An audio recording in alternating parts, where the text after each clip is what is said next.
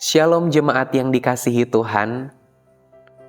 Ketika kita akan menyalakan lilin Advent di minggu yang keempat ini sebagai simbol dari kedamaian, setiap kita diingatkan bahwa kita pun merindukan damai yang sejati, secara khusus di tengah-tengah kehidupan di dunia ini yang penuh dengan konflik, syarat akan pertengkaran dan perselisihan, serta ada hubungan yang rusak antara satu dengan yang lain.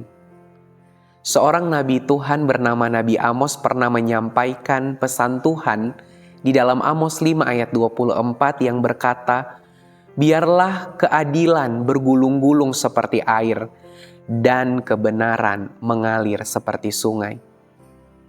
Firman Tuhan ini mengingatkan kita bahwa kedamaian dan juga kebenaran ini adalah dua hal yang berjalan bersama-sama. Tidak ada kedamaian yang sejati tanpa adanya sebuah kebenaran. Dan dua hal ini menyatu di dalam visi Tuhan untuk menciptakan kedamaian di dalam dunia. Ketika memasuki masa Advent, kita diingatkan tentang Yesus Sang Raja Damai. Kenapa dia disebut Raja Damai? Karena dia datang ke dalam dunia, masuk ke dalam kondisi yang rusak, hancur, penuh dengan perselisihan dan penderitaan. Dan di tengah-tengah kondisi demikian, Yesus melalui kehidupannya, kematiannya, dan juga kebangkitannya, Yesus membawa kedamaian itu. Kedatangan Yesus ke dalam dunia yang bertujuan untuk membuat relasi Bapa dan juga manusia yang berdosa yang semula menjadi rusak kemudian direkonsiliasi. Sehingga inilah yang menjadi dasar bagi setiap kita untuk kita juga bisa mengupayakan perdamaian itu dalam kehidupan kita di dunia ini. Kita ada di tengah-tengah dunia yang penuh dengan perselisihan dan konflik, tetapi damai yang Kristus sudah kerjakan dalam kehidupan kita, itulah yang kita terapkan dan kita bawa di lingkungan sekitar kita. Sekarang, mari kita coba perhatikan dunia dan tempat di mana kita berada saat ini. Ada konflik, ada perselisihan, ada pertentangan satu dengan yang lain, dan ini membuat kondisi menjadi tidak nyaman. Bahkan dalam cakupan yang lebih luas, ada peperangan yang terjadi satu negara melawan negara yang lain. Hal ini mendorong kita untuk mengingat bahwa kondisi ketidakdamaian ini suatu saat nanti akan sirna.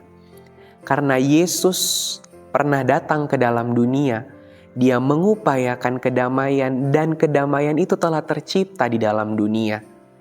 Maka di dalam masa Advent ini, kita juga sedang menantikan kedatangan Yesus yang kedua kali untuk menggenapkan kedamaian yang sempurna. Tetapi di dalam masa itu kita tidak hanya pasif, tetapi ada satu upaya aktif yang kita lakukan untuk kita bisa mengupayakan kedamaian itu di tempat, di waktu, di mana Tuhan percayakan kita selama ada di dunia ini. Bagaimana caranya? Kita mengupayakan kedamaian itu dalam kehidupan kita. Kita membawa pemahaman kepada orang lain tentang kebenaran Tuhan. Dan kita berdiri bagi keadilan, bagi orang-orang yang mungkin mengalami penindasan.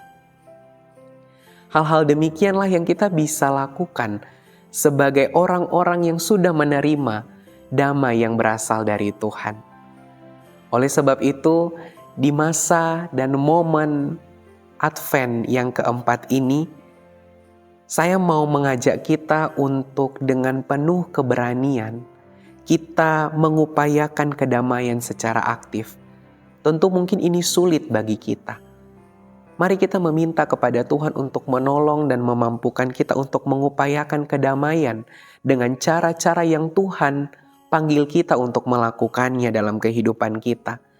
Kalau Tuhan menggerakkan kita untuk mengerjakan sesuatu yang bertujuan untuk terciptanya perdamaian, sekalipun mungkin kita harus mengorbankan kenyamanan kita, mari kita melakukannya bila Tuhan menggerakkan kita. Oleh sebab itu, bagaimana dengan setiap kita? Apakah kedamaian Kristus itu sudah kita alami dan rasakan dalam kehidupan kita? Jika sudah, apakah kita sudah menyelaraskan antara damai yang kita lakukan dengan kebenaran yang sudah diberikan oleh Tuhan di dalam kehidupan kita? Coba perhatikan komunitas dan tempat di mana kita berada. Adakah kedamaian yang perlu kita upayakan? Atau diri kita sendiri? Sudahkah kita berdamai dengan orang lain? Selamat memasuki Minggu Advent yang keempat. Tuhan memberkati kita.